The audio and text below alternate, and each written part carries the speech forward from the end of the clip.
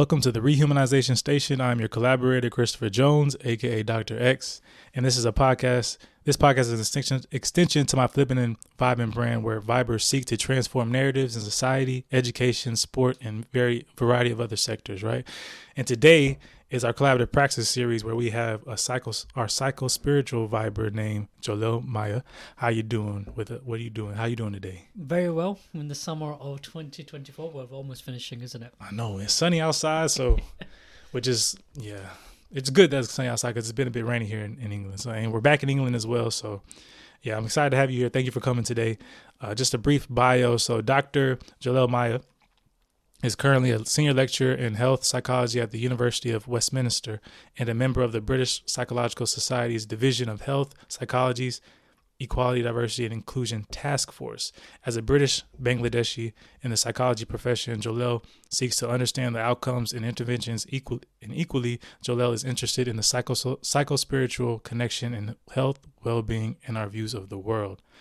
Outside, quote unquote, of academia, because I feel like you can do things in both, right? In the community and in academia, right? The work that you do. Jolel is a co-founder of a charity called Our Minds Matter, which is a mental health charity providing education for faith communities. And lastly, Jolel also has a podcast as well, which I'll be on hopefully soon. It's called Psychology Cast, and it's to understand his journey as well as others for empowerment and inspiration. Wow. So we have a great show today. It's going to be cool. I hope we're going to get to learn a whole lot about what Jolel does and just how you view the world and how you're transforming narratives within health psychology and just in psychology in general, right? Which is very important. So this is the part of the show, the first part of the show where we just vibe and allow listeners to, get an understanding of your background, your story, and your personal interests. All right. So that's enough of me talking. I was going to ask you, what's your story? Tell us a bit about yourself, your birthplace, your family, friends, and what you like to do. Yeah. Thanks so much, Chris, for inviting me. And thank you to the listeners for tuning into this conversation. Well, I'll share my journey and story. That's a good question, isn't it? It's, where do you start? What is my story? I suppose I'm someone who has learnt from observations, like from a young age, and now I use that to help the others. That's the simplest way of saying it. Okay. So as a person who's got mental health problems in the family, I observed and had to look after family members. So I started to observe their behavior. I had to, because I had to protect them from certain scenarios, particularly around stigma around mental health, discrimination. And then what happened was I started to ask questions. I'm like, can we make this a bit more easier? What are the solutions? Like, I'm looking for the solutions always for not just like my own family, but other people. And what was like the challenge what was the challenge in order to have solutions? What were some of the challenges, if you could? Challenges, I think it was about, I think it was experimentation. Like, you have to take part in so many interventions and experiments, and you have to have hope that this is going to work out. So it could be a psycho-spiritual intervention, it could be a spiritual intervention, it could be a biological intervention, it could be a social intervention, but you don't know if it's going to work, but you have to go through it. That was the challenge, because it's like, it might not work out, and sometimes it didn't, some of the interventions for the families and the people that I know. So it's like motivating yourself to say, well, let's try it a different way. Let's keep going. That's the challenge. It's like finding that motivation, knowing that this thing might not succeed because it's part of experimenting. Okay. And you said this was at an early age. Oh, yeah. Right. So how did you navigate that? When you say early, like teenage years or? That's it. Yeah. It's, I don't know when that would have started. I suppose when you're given the first responsibility, isn't it, to say, make sure you look out for this person, like my brother, for example. Like when you're out and about as kids, you got to be his eyes and ears, because he wasn't aware. So I don't know when that actually, what age that was, but definitely probably we're looking at, 5, 6, 7. Okay. 4, 5, 6, 7, very, very young in that. Okay. From the first memories. And, because I had understanding for some reason. My family would think I'd understand. You'd understand your brother more than anyone, so you need to look out for him. Right. That kind of like, Okay. So that was that young. Born in the UK, So down south, which is like the southeast, what we call if you come to the UK, and a place called Luton. So Luton is home to many nationalities. It's one of the most diverse towns. Okay. I think it's called a super diverse town now in the country. Oh, really? Okay, I didn't know that. That's good. After Leicester, I think Leicester's a city, but Luton's a town. So Luton would be probably the most diverse town in the UK, because the others are cities. So for a town, I think we're the most diverse, unless I'm mistaken. Okay, and how was but that's good. So it was diverse when you were growing up as well, you'd say. Yeah, definitely. Yeah, I mean, one of the good things about that was like you hear different narratives from different people because you're mates with everybody. Right. You have to, because it's like you don't know anything else, or these are all your friends. They all come from different backgrounds, Right. and sometimes you hear their parents shouting at them in their language. It's quite funny because like they're getting told off, right? And I'm thinking to myself like, what's going on here? I'm going to use that. Then I'm going to call you that, or whatever. Oh, okay. And so when you grow up, like when you're going to like shared spaces like town centers or food places, you hear that language, you're not threatened because you've heard that before as a child. You're like, yeah, that's just how they speak. Oh, okay. So you feel and it makes you laugh. You're thinking, I know what that is about, even though I might not speak that language or from that background. I get the vibe. Okay, that's cool. So it's like having an understanding of that diversity and diverse cultures and how that impacts our psychological responses, right? Would you say, or yeah, because we would have the same. Right, we would have our own way of shouting and screaming because we want to look out for our children, or it could be that they were doing something wrong or they're trying to get attention. There's certain phrases and certain terminologies, and then the other people would say, what was that, what does that mean? And you'd explain it and they'd learn as well. So it works both ways. Like I was not any different to what they were. We had our own way of talking, and we're talking about cousins as well. Relatives, like social connections, not just like individual interactions. It's like when you get to a group, as we know, the volume just goes out of the window. Yes. Okay. And then you said you're British Bangladeshi, right? Well, how was the Bangladeshi community in Luton when you were growing up? We actually, the bigger South Asian population is not us, even though we're about 20,000 in the town. Okay. I think people from Pakistan, their heritage, they're like double in their figures. So most of my friends were from that background. And that was interesting because, like, I don't know how much you know, or the audience might know, but because of our history of what we went through with the partition of like India, Pakistan and Bangladesh, particularly there was violence between Pakistan and Bangladesh. Right.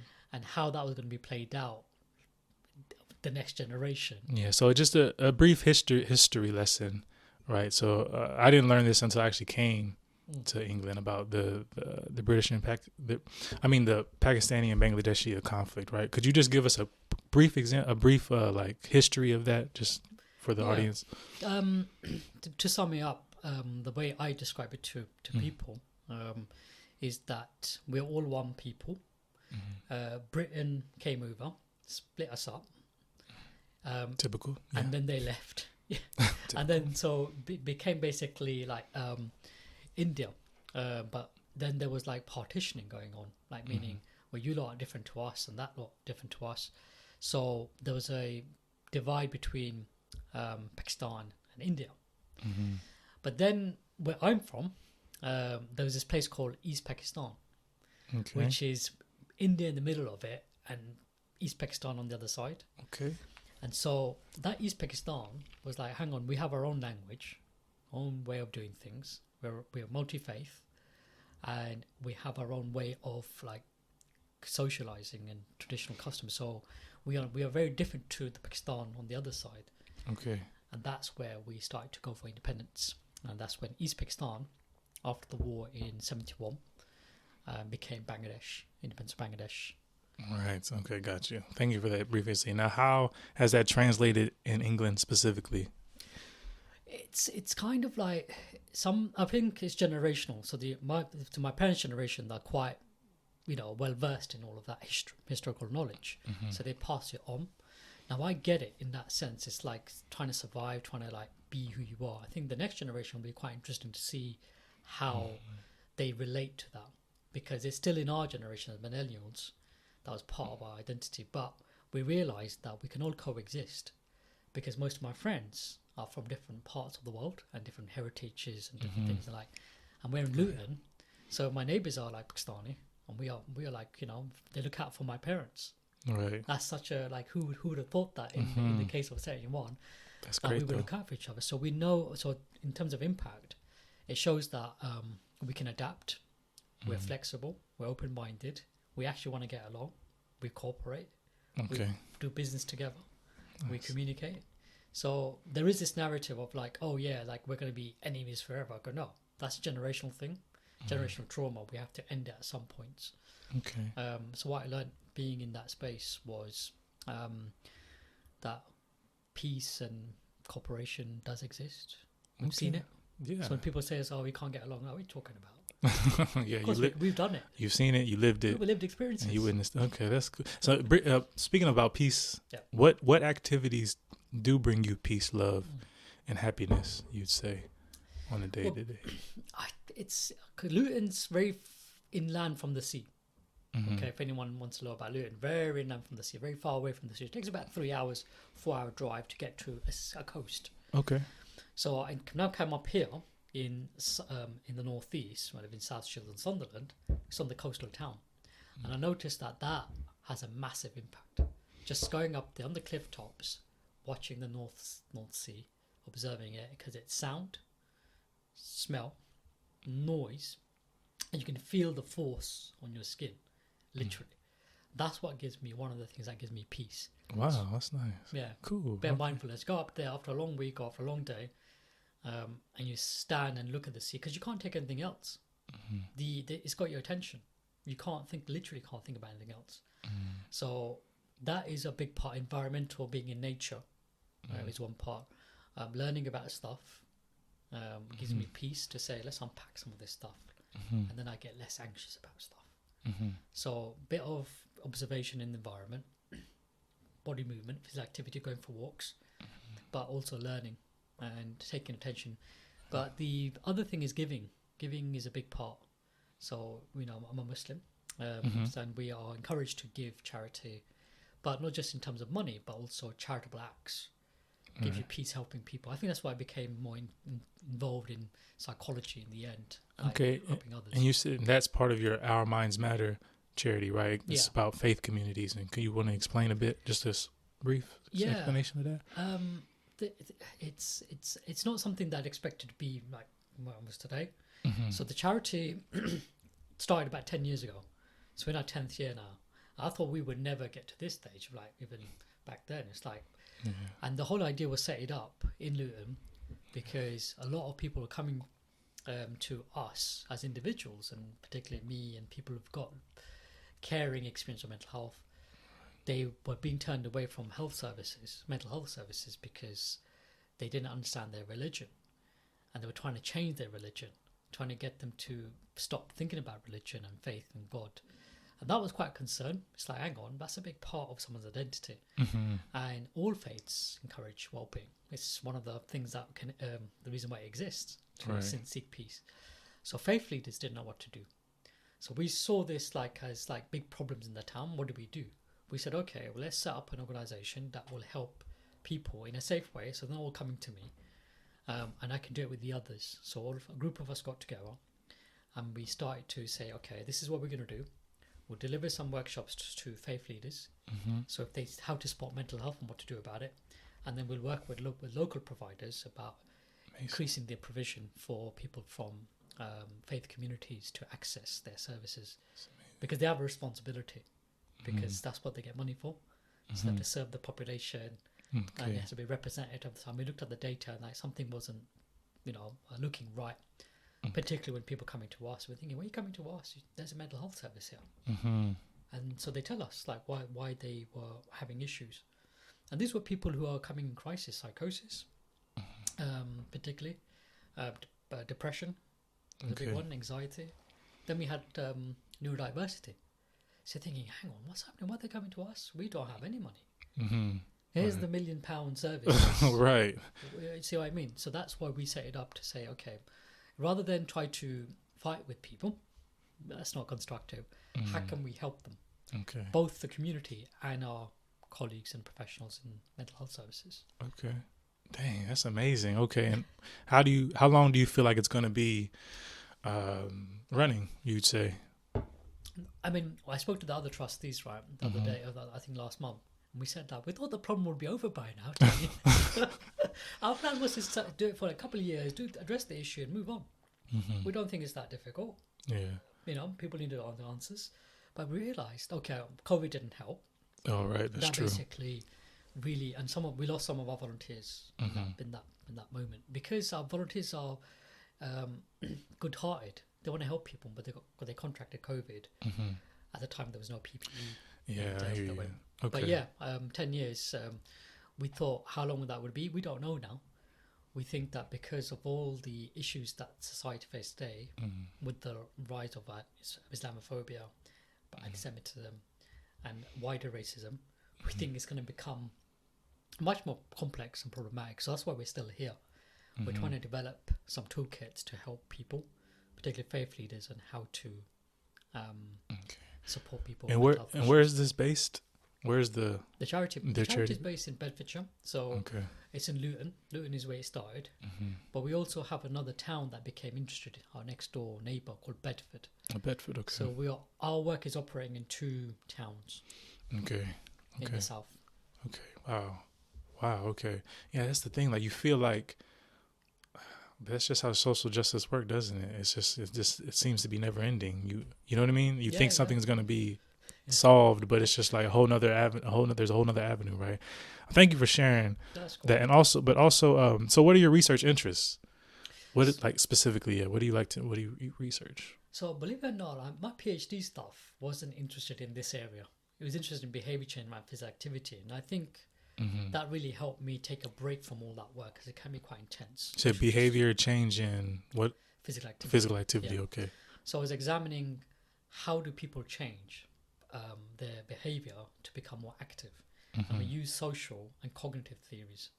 So how your social environment and what's happening inside the head, the cognition, influences you to become more active. So that's my research project in area. My actual research interest is looking at, connected to the charity, around why aren't people from these faith communities getting the help they need, if that was to simplify it. And not just mental health. I realise it's the other stuff as well, the health stuff. Right. And then the neurodiversity stuff. And thinking, wow, it's not just mental health issues. This is like, how do you access, that's why we have lots of health conditions, like type 2 diabetes. It's quite prevalent in South Asians. Right. So when there's an intersection of faith and ethnicity, it becomes much more worse.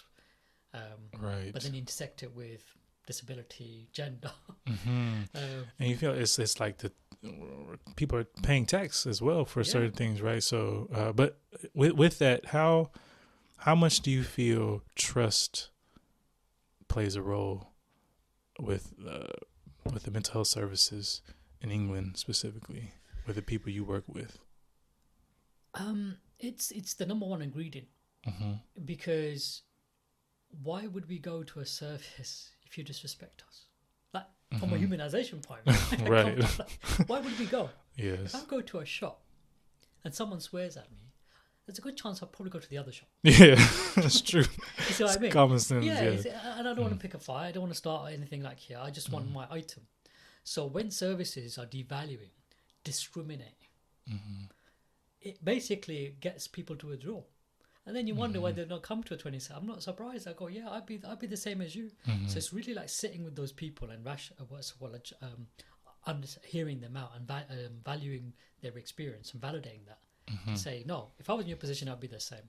So in terms of trust, there's very little trust, because the way health authorities, or authorities in general, if you look at the statistics, how ethnic minorities and faith communities are treated. So there's a very big lack of trust. So that means there's a lot of work. I see, okay, well, there's work to be done. Right? And with that, what are some of the most challenging moments for you as an academic and as I would say, a community activist or active member in the community? The challenges are I don't know, how do I put this? Being given the runaround by some people. The runaround? Oh, yeah. Okay. I got you. Because what it is, I'm not from a wealthy background. I have certain capacity, and then I'm time poor.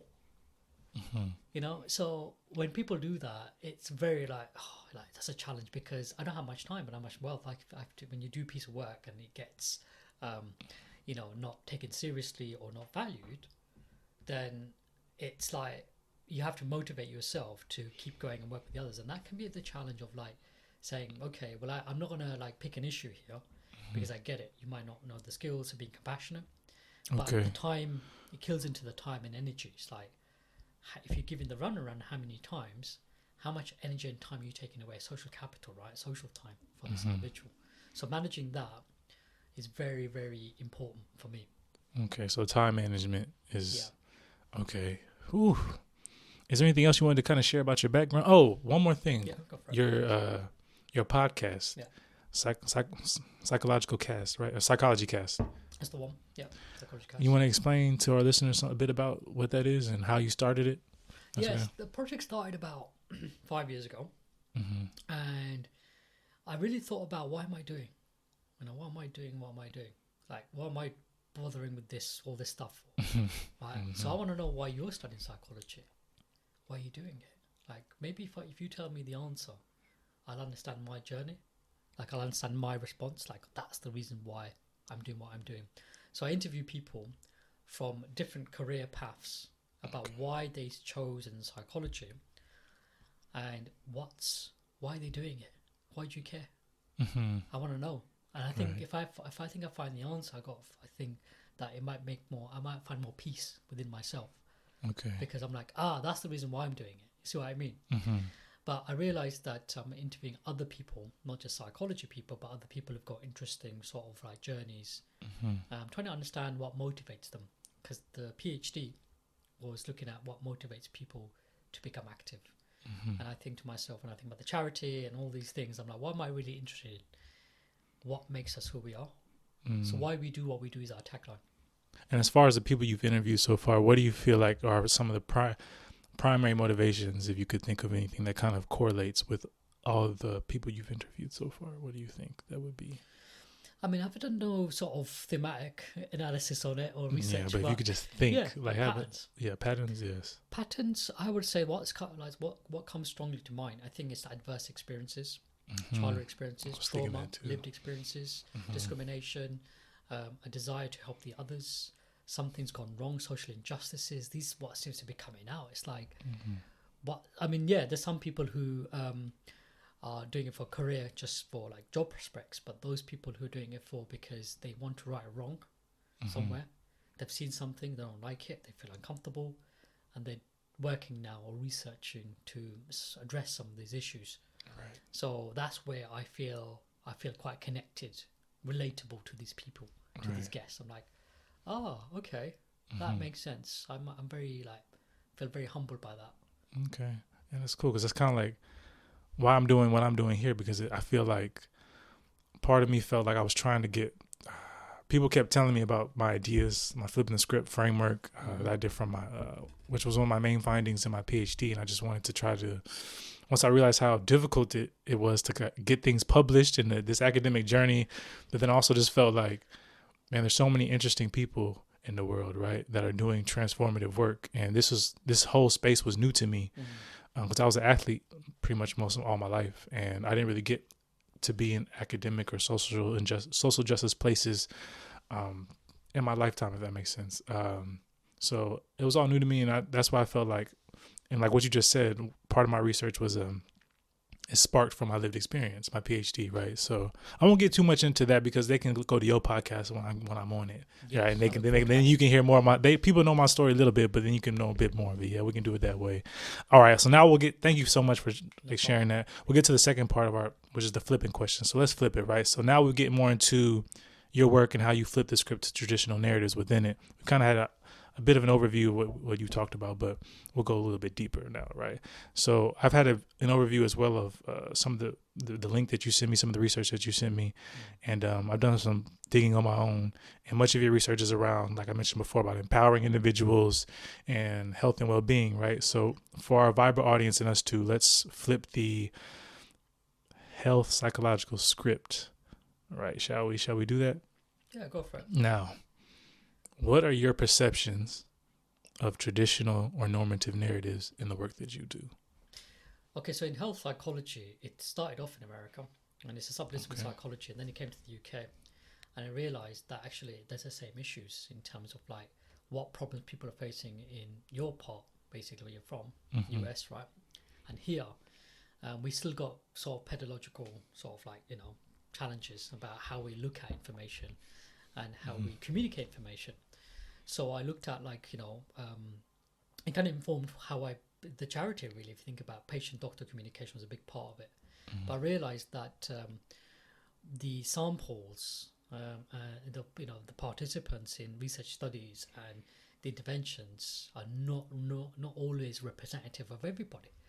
And I thought this is a problem, and it could be driving health inequalities, because if we're practicing health, you know, interventions on a population based on another population, and it's not fitting right, of course we're going to make things worse. Right. So it's like, how do we carve our own sort of measures and tools? And someone said that, I think, you know, we need to come up with our own tools and measurements to measure different communities, different people. Right. And so in health psychology, when I came across, there wasn't really much of that. There was lots of like good ideas and lots of areas, but I realized that there's not much on particularly backgrounds and communities where I'm from. Okay. So I'm like, well, how can I play a part? What's the issues? So traditionally, very much, they were all into one sort of demographic and not multi-demographic. So I'm like thinking we need to change some of this. Right. And which demographic would that be? Pretty much, was it Euro-centered or white-centered or Yeah, it was race, class, or gender? Was it? I mean, reflected back on it, I think it was very classist. So I would, 10 years ago, what I said to you was more to do with ethnicity. Now I think it's more to do with class, from a certain from a certain class to say, and ableism. You know, these interventions are designed for people who can do it. Right. Okay. You know, so able-bodied, you know, able to do these things, and they tend to ignore people with disabilities. So I'm thinking, hang on, that can't be right, because the whole idea of health intervention should be surely for the most vulnerable, Yes. not for the most able. Right. You know, it's a bit weird. Okay, I got you. When you see a scene, I don't know, hospital or whatever, you go to the doctor will even look at you and say, yeah, you need to go to the one that requires the most emergency service. Right. You don't go to the one that's most relaxed. Okay. Wow. Okay. Yeah, that makes a lot of sense. So basically, the demographics was very wasn't representative of the diversity within the world, right? Yeah, and Okay. I'm from Luton. Luton is a very of all the towns in the south, it's a very deprived town. Right. When you look at the statistics, Right. and I just thought, hang on, this can't be. What's going on here?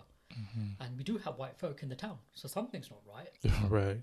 You know, they still got the same health problems. And since you lived in Luton, right? So Luton's more in the south, Yeah. and then you were recently in Sunderland. How long were you in Sunderland for again? 3 years 3 years. teaching. Yeah. So what? And for our audience, Sunderland is more in the north. So Sunderland is similar to Durham. It's, I would say, 95+% white. What were the comparison, the correlations, and the differences when it came to just the politics and the work that you did in Luton compared to up here? What were the differences, you would say, or the similarities? I mean, I could be wrong, but based on observation, Luton's probably community work is quite intense, and it's every day. It doesn't switch off. Everyone's working together. Okay. You know, this project, that project, this project, this. It's like every day. Wherever you go, there's always faith groups and ethnic groups as well working together. Sunderland, I didn't find them as much, maybe because of the demographic. Right. I didn't find it as like Keep going. yeah, I didn't find it as like consistent or every day. So Sunderland's like it's I don't know the history of Sunderland too much because I've only been there 3 years.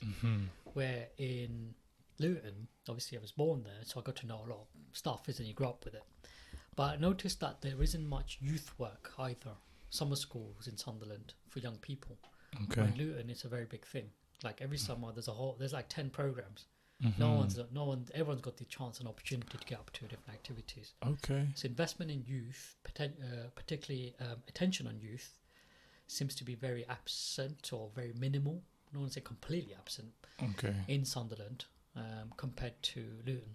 Okay, thank you for this. Yeah, and then just for context, I met Jolel but Sunderland had it was a Black History event, right? And that's where I met Jolel, and yeah, we just talked to each other. That's how we got to know each other, right? And yeah, you learned a lot of things about the historical, from a historical context, Black history within the Northeast, right? And that was like you just said, it's like, but that's interesting how you mentioned about the youth movement here, because I don't know, I would have thought that there would have been a bit more here, but I guess, why do you feel like that is?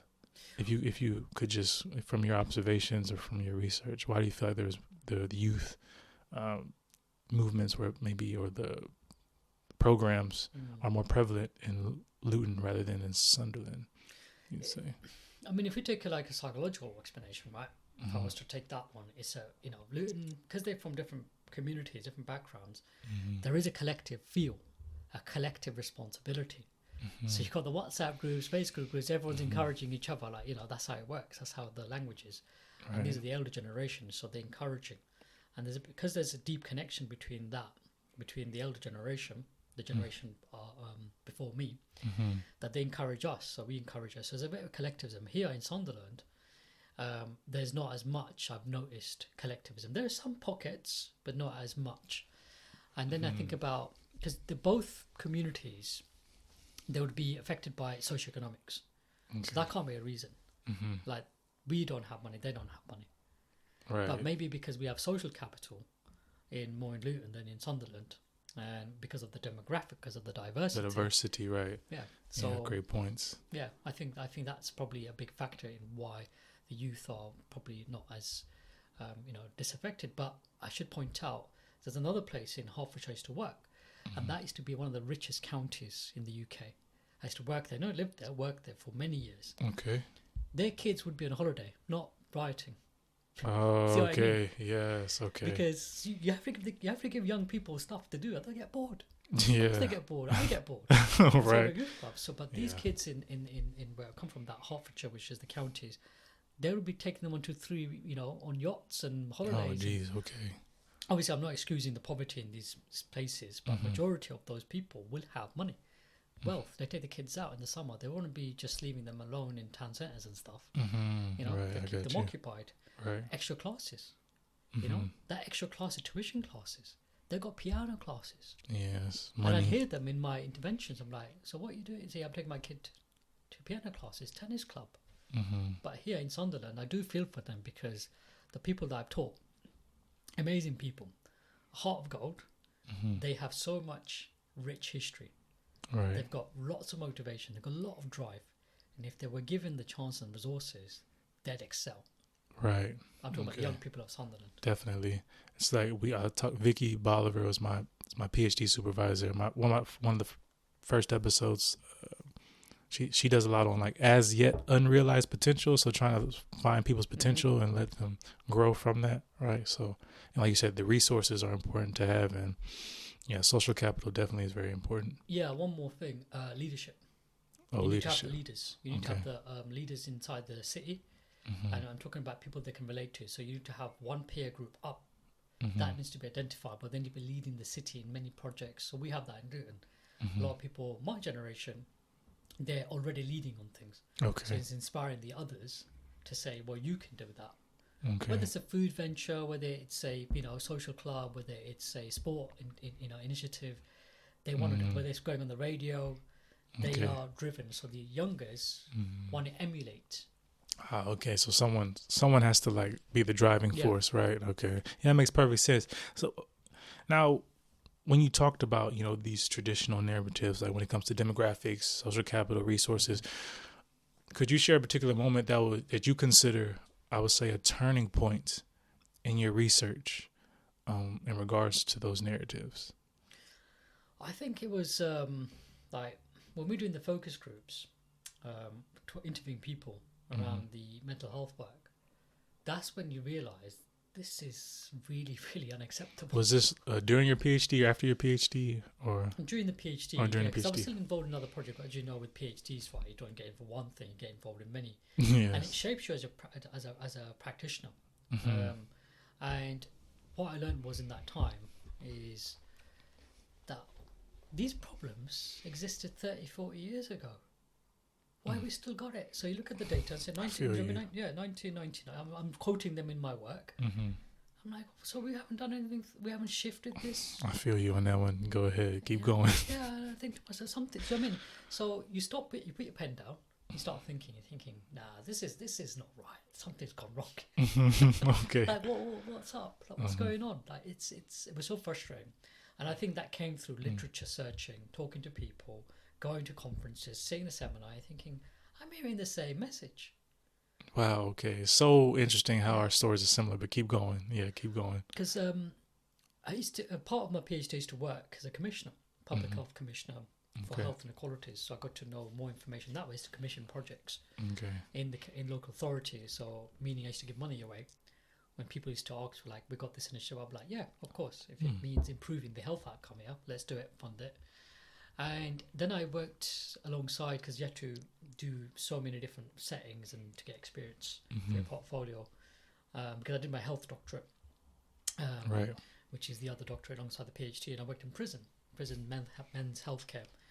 And so you hear the stories from that side, and you realise, hang on, there seems to be like a cross pattern here, of basically people not paying attention, people not following through, people not following the literature, people not implementing the science. Not strong evaluations. And I realized that, okay, there could be other factors that be influencing this. But politics is one, economics, disasters, people's personality traits. And so I realized this is quite complex, so I can't go in gun ho. You know what I mean? Even though I want to, right? I get it, like, I'm passionate, like, more than anyone. I get you. I have to understand the space, I have to respect people, where they're all from, to address a particular issue. But yeah, that whole thing around the penny when the penny dropped, was the problems that we face now is the problem we faced 50 years ago. What's happened, and what we're going to do about it. Right. So basically, trying to understand your history in order to kind of just draw on that history and then do something now in the present, right? Yeah. That's very similar to me, because I felt the same way. When I was doing it, I was like, what is going, like, it's the same. Not much has changed. And then that's what I talked about this, and why I got to the point I got to, because a lot of much of the research on critical race research was, I felt it was a bit, I don't want to say repetitive, but it felt like there's so many issues or challenges, and then there would be like a conclusion of solutions. Like, it would be like 90%, 95% of this is all happening. This is a problem, which is important to know. But then there'll be like 5% solutions, and then or recommendations. You know what I'm trying to say? Yeah. And that kind of gets, first of all, that gets draining. Yeah. Second of all, it's kind of like, okay, well, what's happening with these solutions? With, you know what I'm saying, the recommendations. How's that going? And it's like you said, it's people like you who are having to do so much work in the background that's not really put out there as much. Does that make sense what I'm trying to say? Where it's not, there's people doing that work, or there was people doing that work. What I found out, at least from the stuff that I was doing. But like I said, when you have a certain politics, a certain message, people don't want that out there, right? So let's say the charity work that you do, that's amazing work. That should be championed with everybody, right? But it's where you're at. It's in the situations and hopefully, it will expand, right? But yeah, part of that, like you said, is understanding your history to understand like this war on social injustice, right? And how to develop strategies in order to move forward, right? No, but that's amazing. Thank you for sharing that. On that point, my biggest worry is it's going to happen again. And again, and again. It's like, what are we going to do about it? I think about people coming after me. Do you know what I mean? It's going to affect them. So isn't our responsibility to say, all right, let's do our bit. So with those people behind us growing up, we're not going to experience the same sort of issues. Right. So it's about the youth, basically, right? It's about the future, yeah. How we use our time. Do you feel like there's going to be, well, I'll get to that question after this, but so my next question would be around your research in particular and your activism, right? How do you feel it is flipping the script to those traditional narratives? How do you feel like it is transforming those narratives? I think traditional sort of like interventions, sometimes they don't know what to do, the people who've done them before. So rather than getting, frustrated at them, it's like maybe they don't know. But it's like, I think it's about innovating. It's part of innovation. Like, what we're doing. It's like, and then you think to yourself, why would they help you? Because it doesn't affect them. So really understanding that and really respecting that, okay, we have to make our own, go back to what I said, making our own tools, our own measurements. And that's how you kind of like flip it. But you also show the way to the others. This is how to do it. But you do it with the allies to say, let's work together, because your issue, because it affects us, it affects all of us. Right. And therefore, like, you're identifying people who want to work on this area, because sometimes they reveal, they might appear no faith, right? They might be an agnostic or an atheist, but when you talk to them, they say to you, "Oh, I'm this from this faith, but I don't tell anyone because of fear of discrimination." Okay, right. So that's why you need the allies on board, like, because you never know where they all come from. Not that I intrude on it's private information, but I think the main thing is like leadership, innovating. Let's try something. Don't worry about like people laughing or people saying it doesn't work or being afraid of critical analysis, critical evaluation from other people. That's a normal part of it. It helps improve your work. Yes, definitely. So I'm like, criticize it. It's cool because I will learn. Yeah, that's a good point. Okay. Yeah, that's good. Because that comes with the territory, doesn't it? Right. And it's very important. Because I think if you're pushing for critical thinking, which is what, especially university students, right, the one I'm teaching, right, they're investing a lot of money in their education, right? So I'm thinking, how can I push them so they get the full better experience? And that's critical thinking. Right. It's like they can all learn from stuff from AI, language stuff, but you're not able to push if you don't have the critical thinker. You're just going to be a clone. Right. Would you want to be a clone? No, I don't want to be a clone. No, not at all. Not at all. And I think that's why it's important to understand our history and understand who's already done the work, who we need to resemble our work after, and also build onto that. You know what I'm saying? Because every battle has different strategies. Every war has different battles, right? And it's different for different generations, right? Like I said, when your parents were growing up, my parents were growing up, it's different than what we have now, right? And different tools. Definitely different resources, with technology, etc. Yeah, that's definitely. But how do you feel like that is? Because do you feel that's okay? How do you feel technology impacts the work that you do? So, for instance, when we talk about, let's say, 30 years ago, there was no social media, and you had to galvanize with people. You had to put up posters, put up signs. People actually had to come to a space in order to do something. But now it could be a bit different. You can do things online. Obviously, you can access different people more. You can learn, you know what I'm saying? You can get information quicker. But I guess as far as that activism, as far as that collaborating and actually coming together, do you feel like there's any differences from now from back then? Do you feel like technology plays a role, positive or negative? I mean, there's positives and negatives to it, but what do you think those positive and negatives are, if you get what I mean? Yeah, and that's a really good question. It got me thinking about, I thought basically, like, when I was younger, I thought, if I can record what's happened to my family and show it to the doctor, they'll work it out. Right. So I don't know if that answers the question, but if I was to say to it didn't, right? And so here's me thinking, I've got it now on my camera, like 15 years, 20 years on, got on the my phone. Right. I can show it to the nurse or doctor. Yeah, this is my parents' condition or my family's condition. So can you just treat him? Right. Before, I was relying on interpretation. I had to describe everything I saw. No technology. Right. Now I've got the phone. Now I've got a video. Now I've got a picture, whatever. Does it change? No. Did it change the outcome? No. I think we think that it does. I think there was, in terms of changing, does it? I think it helps access, definitely, to information and to knowledge and things like that.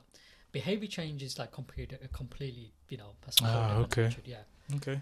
Because behavior, I think tech can help. There has to be more analysis done, because marketing companies might use that to say, oh yeah, our so-and-so works.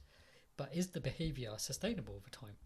Yeah, the behavior might change. In my PhD was like, okay, what happened was, it looked like the behavior changed after 6 months. Right? Okay. So people became more active. Then after 6 months, people start dropping back off. And the trends, it looks like it's going back the other way. So that means if you don't so I think behavior change, it's limited with tech. I think we don't know enough. Definitely for knowledge, it's good. The only thing I'm a bit worried about, I suppose, is how people are become addicted to technology like social media, because it kind of reinforces your beliefs, releases serotonins, validates you, and other people might pick up on you and saying, right. Okay. So I think there's a danger to that tech. Okay. With social media, but also, I think like it's like with anything. If you have a knife, it's up to you how you use it. That's a great quote. Yeah, yes. I think in year one psychology, someone told me that, Jolel, look, if you got a knife, you're gonna make bread and butter with it. You're gonna stab people with it. Okay. And I thought that's how you use tools. We have to become much more ethical how we use tools like tech. Okay. Wow, it's powerful statement right there. Okay, thank you for that. So where do you see yourself in like your work, like leaving some type of like a lasting legacy or positively impacting other people? Where do you see it going? Well, I think it's important to be true to yourself. Okay. Like for me, I don't want people to become clone of others, as we were saying. Be true to who you are. Follow your own sort of like mission or your purpose or your values, and you'll get there. Don't worry about following other people, because if you look at someone like me who wears what I wear into teaching, I wear a cap and stuff like that. Right. Now that sometimes people think, hey, is this guy being serious?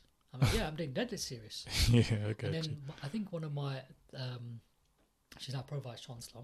Okay. She said, like, it's not about how you look, it's about what you do and what you say to the students, Jolel. And that stuck with me. Okay. That reinforced my own approach. So I would say about legacy, it's like, no, there's a person, hopefully, who stuck to his own game, was core to his beliefs, core to his identity, wasn't afraid to ask the questions, wasn't afraid to challenge stuff, and didn't want to be another person, didn't want to be a clone in that sense. Okay, so that's for me the legacy of so like rehumanization at the core. Yeah. Right. Amazing. Thank you for that. Smooth. Okay, so now we're gonna get to like the concluding part. I know we're time limited, but we're almost done. All right. This has been a great conversation. I wish I could keep going on and on with you, but obviously we can't do that, right? But so now we're at the concluding part where you'll offer insight. Jolel will offer insight on rehumanization, right? So my first question would be, if you could reflect on your journey thus far, what do you know now that you wish you knew before? I think this one is there's so many ways you can answer this question. I suppose it's how it doesn't matter if you get into academia, any industry, there's still these types of personalities about, and it doesn't depend on what industry you work in. So I thought when I worked in like NHS, it'd be amazing. Everyone would be so friendly, very challenging, very good people as well. Worked in academia, amazing people, but some challenging individuals. So I realized actually every workplace, every space that I go into, there is no sort of like safe and perfect place, I should say. I should say they're all safe, but a perfect place. Every situation, whether it's a board meeting, whether it's a charity, whether it's the NHS, whether it's university, whether it's in schools and other organisations to work for, that there's still these characters about. I didn't know that. Okay. I wish I had. Basically, it's like I thought like academia, everyone's cool. NHS, everyone's cool. No, it's only in these areas that they're quite, quite challenging. Okay. I realised, oh my God, they're everywhere. Yeah, that's a good point. Yeah, because even with because I've interviewed sociologists and psychologists. Being a sociology, you would think, man, you would feel like majority or everyone would be on a similar page, but that's not how it works, is it? And the other thing is like, people who you think that they're on that page, and then suddenly they do a dark turn. I saw something like years ago where I was talking about mental health with another person of colour, and there was another person who came, also a person of colour, came up and started to dehumanize this person in front of me. Okay. And me and this other person were like professional, like we're tight. I couldn't believe this person was doing it to this person in front of me. So I found that very disrespectful. Pulled him up on it, of course. I said, like, yeah, don't do that. Okay, active bystander. It clashes with my own moral dilemma. And so I thought that didn't happen. I thought once you become, with degrees in education, we don't do that type of behavior. Right. So Yeah. that's a big shock to me. So I think how we treat others, I thought it improves with profession, with socioeconomic status, and that's wrong.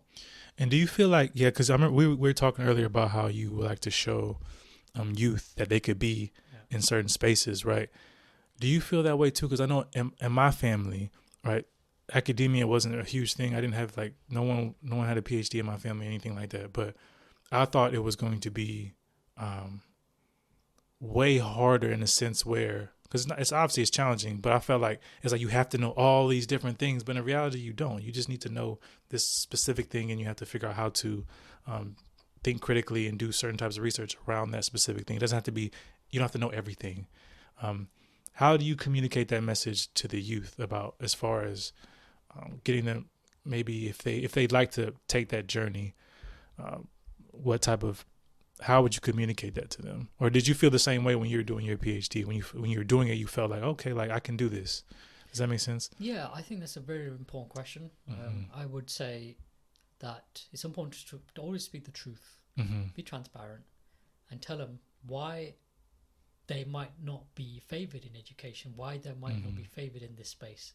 Letting them know, like, you're being denied here, rather than telling them about the intellectual stuff. Like, no, like there's a reason why, they basically put you off. They don't want you in this space because they want the space for themselves. And this space is shared because this space is going to be helping your communities, your people you're going to be working with, your families. But they only want this. They don't want you here. They want you in the other industries, so they can have these industries. Okay. And that's why we'll say, like, being transparent. And they're like, what? So when you say that to people, they feel a bit more motivated because they feel something's been taken away, which is correct. Right. Education opportunities have been taken away. It's like when we increase tuition fees for these people from poorer backgrounds, they can't come because it acts as a deterrent. They might say, yeah, but they can pay it back. I'm like, yeah, but that's what happens in people's mind because they're making decisions. I know so many who are not coming to university now because of that. Exactly. So right. that social policy or that policy was deliberately done. They might not say officially, but it did deter people. Right. And that's not right. So you say to people and say, you don't have to know everything. You don't need to have all the money. You don't let this put you off. You can make a massive contribution into your life. You can change it. And I think maybe because I've been on that journey, I want to do that for the other people. Right. I'm like, you can change your life. You can meet nice people. You can have a great sort of like stimulation without relying on like, people mistreating you. You know how to defend yourself. Right. You know how to sort of like position yourself in conversations, in teams. But if you don't know, if you've never been shown, because you've not been access to education, you're always going to be treated like a second-class citizen, which is what happens. So it's that's a great point right there. So it's less about the actual process. It's less about actually doing it, and it's more about opportunities and the external barriers that kind of get in the way. Does that make sense? What I'm trying to say? So it's not necessarily I hear what you're saying. Because I've seen so many from my background and other people from many poor backgrounds. Their life has changed. So I'm like, you should have it too. Right. Exactly. We don't need to live like this. It doesn't have to be that bad. Yeah, you should have it too. Yeah. Definitely. That's a good point too. Thank you for that. All right. Thank you. Now this is our last question. You ready? Yeah, let me take a sip. Yeah, take a sip because something you got to think about, maybe depending on how you've prepped for this. So what does rehumanization look like to you? I think for me, it's about learning who you are and then becoming who you are. And that takes some steps, takes a bit of emotional discomfort, and not to dismiss any of your heritage, because people have suffered for you to be where you are. Do not ever disrespect any of those people who've come before you. Learn from the lessons, because they are telling you a part of your identity you become, so you can become who you are. Wow, thanks. So learn who you are. So learn who you are to become who you are. Thank you. Smooth. Okay, I love that too. Yeah, I'm telling you, all the answers have been great, and that's a really good quote too. Learn who you are to become who you are. Thank you so much for that. thank you so much for today. Thank you for coming out. I know you had to travel up here, so I really appreciate that. Do you have anything that people could follow you on, any social media handles, platforms that you want to kind of share real quick? People? Yeah, the best place is, if you want to follow me, it's at Dr. Jolel. And you can follow the podcast, Psychology Cast. It's on many platforms. Okay, thank you. Yes, like I said, so Dr. Joel, thank you so much for being here. Like I said, there's so many people, like I try to tell people, there's so many people out here doing some transformative work that need to be championed, need to be spotlighted. And this is what we're here to do. So thank you so much for joining the Rehumanization Station. Yeah, and that's everything. Yeah, for sure. Thank you. All right, y'all, some reflections. That was Dr. Jolel, our psycho-spiritual viber. Yeah, amazing person.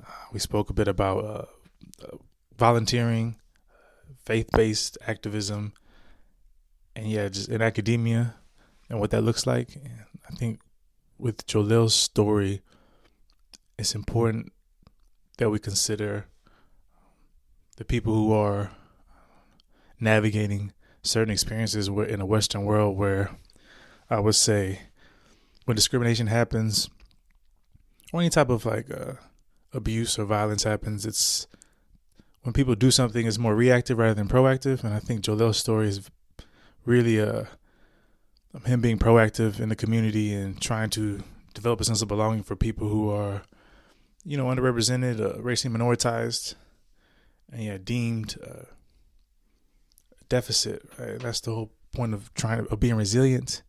And I think, like I said, it's important that we champion people like Jolel and put their stories out there. And yeah, I think just happy for Jolel and just how he's be able to navigate his life, his journey, and create, like I said, hope and solidarity with people who are, racially minoritized or from any other background. Yeah, and I'm just reflecting because that's the final episode of this season 1, a collaborative practice series. I just want to say thank you all for tuning in, and please be ready for the next series when it comes to sport. I'll probably give a bit more detail in another episode, but yeah, I appreciate y'all. Love yourself. You can love others. Yeah, we keep going. One love.